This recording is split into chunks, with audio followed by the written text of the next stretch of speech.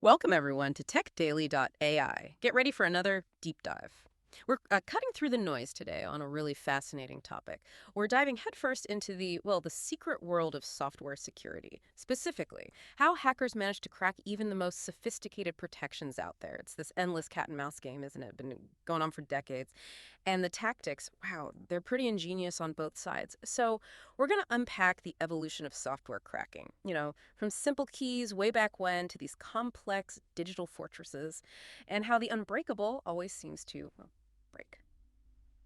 Before we jump right in, just a quick word about our sponsor for this deep dive, Stonefly. They're your trusted solution provider and advisor for all things enterprise storage, backup disaster recovery, hyper-converged setups like VMware, Hyper-V, Proxmox clusters, AI servers, also SA365, which is a turnkey security appliance, and they handle both public and private cloud solutions. Definitely check them out for more info at stonefly.com. Yeah, it's a really perfect topic for a deep dive. It just highlights the constant innovation, and the relentless challenges in digital security. We're going to explore how companies have poured like millions into protecting their software, Right. only to find this persistent, often unseen force just bypasses those protections. It leads to some genuine aha moments, I think, about digital resilience. Okay, let's dig in then. So this story really kicks off back in the 80s, right? When software protection was, well, surprisingly simple. Almost quaint now. What did that even look like? Oh, absolutely. Quaint is a good word. Yeah. Back then, it was incredibly straightforward. You bought software, you weren't just getting code, you were buying permission. Permission to use it. Exactly. And that permission, usually tied to a simple serial number or a license key. Think of it like a physical key, basically. You type in the right combo, And it opens. and the software unlocks. Yeah. Very direct. But of course, super easy to copy and share those keys. Piracy was rampant. Yeah, I bet. So clearly, simple keys weren't cutting it. The game had to change pretty daily, right? Companies needed something much tougher to protect their stuff. Absolutely. The losses were huge. So by '98, you see major players like Adobe just getting fed up. They started investing millions, and I mean millions of dollars, developing really advanced tools, creating what they hoped would be these like digital fortresses. Right, like Safe Disk, Secure Roam. I remember those names. Exactly those. They weren't simple programs. Safe Disk tried to make copying the actual CD or DVD impossible. Secure Roam layered on encryption, multiple levels deep, Wow. making it incredibly hard to even look at the code, let alone change it. Yeah. They genuinely believed they'd made piracy impossible, promised absolute unbreakable protection. Okay, so millions spent, complex tech, big promises. Were they finally unbreakable? Was this the end of cracking? Well, unfortunately for them, promises, especially in security, tend to get broken. Uh-oh. Yeah. Despite all that time, all that money, all that engineering, these fortresses completely shattered within just 7 days of release. 7 days? Are you serious? 7 days. Imagine the shock. It was a huge wake-up call. Proof that, if someone skilled is determined enough, no digital lock is truly unbeatable. If it runs on your machine, Someone can figure it out. someone can figure it out. Yeah. 7 days. That's just wild. I remember some companies even tried physical things, right? Like those USB dongles. You had to plug something in. Did those work any better? That's right. Yeah, the dongles. Kind of a last resort move for some. The thinking was, okay, if you physically need our hardware plugged in, that'll stop them. Makes sense on paper. It does. The software constantly checked, is the dongle there? Is it the right one? Right. Before it would even launch properly. Yeah. But hackers found ways. They created virtual dongles, emulators, basically tricked the software. So they faked the dongle being there. Exactly. Made the software think the dongle was connected even when it wasn't, just created a digital ghost of it. Yeah. So, yeah. Didn't matter if it was physical or digital, they found a way around it. The ingenuity, really, on both sides. It's always been impressive. Okay, so physical keys fail, digital fortresses crumble in days, dongles get ghosted. What was the next big step in this arms race? Right. So this is where digital rights management, or DRM, really comes into its own. And it was a big shift, a fundamental one. Unlike the older methods, checking once at the start, DRM is designed to constantly check. Constantly. Yeah. Is your account logged in? Is it legit? Is your system approved? Think of it less like a bouncer at the door and more like a security guard following you around the whole time. Wow. Okay. Always watching. Always watching, always checking. never really trusting you have access. It's persistent, often running quietly in the background. And that continuous checking, that's pretty much how Adobe's Creative Cloud works now, right? The system they launched in 2013, spent millions on, thought this was finally it. The uncrackable subscription model. Precisely. That's the core idea. Uh, When you open, say, Photoshop under Creative Cloud, it doesn't just pop open.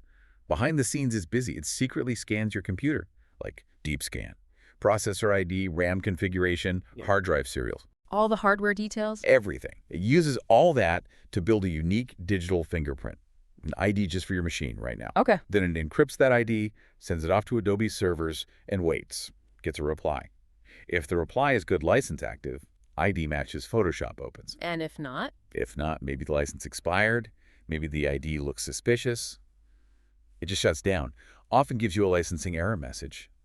On the surface, yeah, that sounds really tough to beat. How do you fake that whole conversation? Yeah, seriously. Given how complex that sounds, sending unique IDs back and forth, how on earth did they get around that? What was the weak link? Well, it wasn't impossible. As sophisticated as it was, hackers basically needed to do one of two things. Either stop that constant chat between your PC and Adobe servers. Just cut the line? Cut the line, or intercept it and change what was being said, understand that exact moment of verification and interfere. Okay, so what tools are we talking about here? This sounds like deep system stuff. Yeah, it is. One of the main tools in the toolkit is something called IDA Pro. It's a beast, a disassembler, a debugger. Think of it like a powerful microscope and scalpel for software. Okay. So using IDA Pro, hackers can essentially freeze Photoshop. Like pause it at the exact millisecond it's doing that license check. Freeze it mid-conversation with the server. Exactly. And in that frozen state, they can see everything, the values being checked, the encryption keys, all the little secrets of that verification process, reverse engineering it piece by piece. Wow. Once they understand how it works, they can make tiny, very precise changes to the actual software code.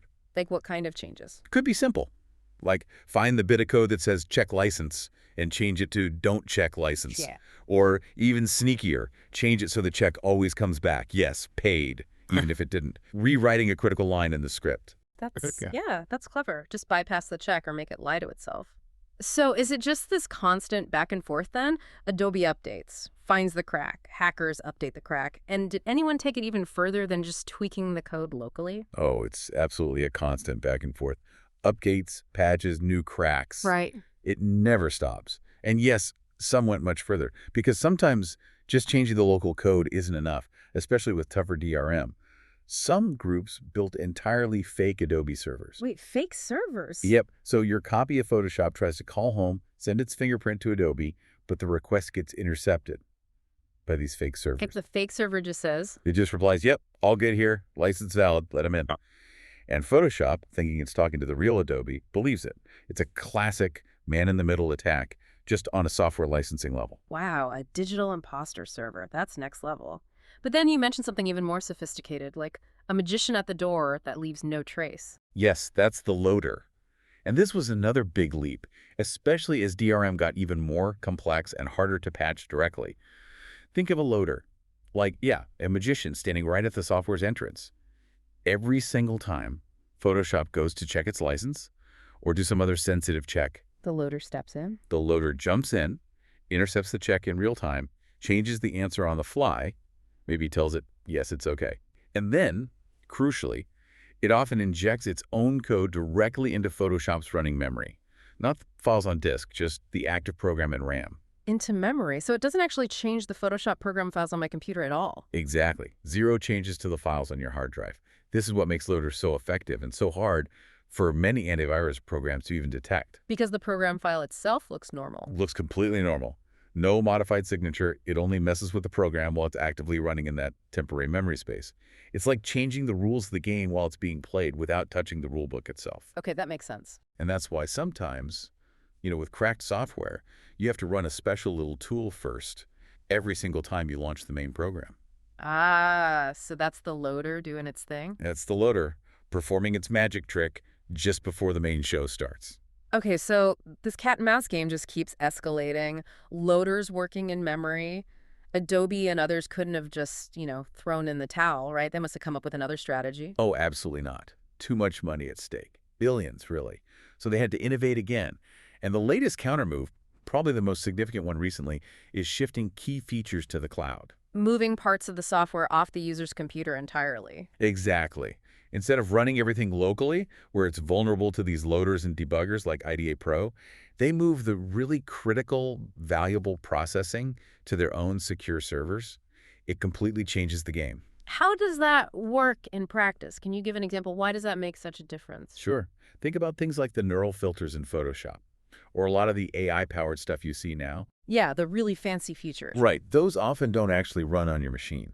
When you use one, you're basically sending your image data or the request parameters up to Adobe servers. Yeah. Adobe does the heavy lifting there, the complex processing using their powerful computers, their proprietary algorithms, maybe their huge data sets. Okay.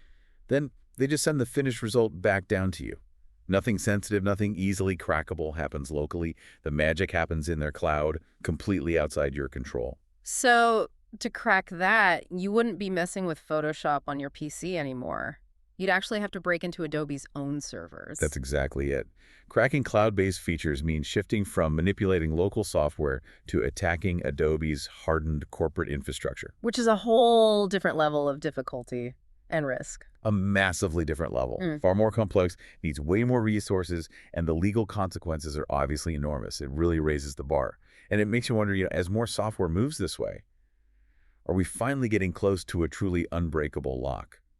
Or just shifting the battlefield again? And making us totally dependent on an internet connection, too. That too, definitely. It changes the ownership model, really. More like renting than owning. Right. Now, it's easy to picture this cracking stuff as like one lone genius in a dark room, right? Yeah. The stereotype. But what's the reality? You mentioned groups earlier. Yeah, that stereotype is mostly myth. What's really fascinating is that behind almost every major piece of cracked software, it's not one person. It's usually an entire network. Organized teams, even organizations. Sources often mention names like Reloaded, Core, CQI. These groups are well known in those circles for being incredibly skilled. So they're structured, like actual teams. Highly structured, often. Almost like underground software companies in a way, with clear roles and collaboration. A division of labor. Seriously, like in a normal company. Pretty much, yeah. It's quite specialized. You might have one person or a small team that just focuses on reverse engineering, deep diving into the code, figure out the protection. The analyst. Exactly. Then another person or team actually builds the crack itself, writes the patch code, or develops the loader. The coders. Right. And then crucially, you often have another group dedicated just to testing, making sure the crack works reliably on different Windows versions, different hardware, you name it. Quality assurance, almost. Kind of, yeah. It's a surprisingly disciplined, collaborative effort to get these things out reliably. That's unexpected. And even more surprising, maybe, is this idea that these groups often follow some kind of rules.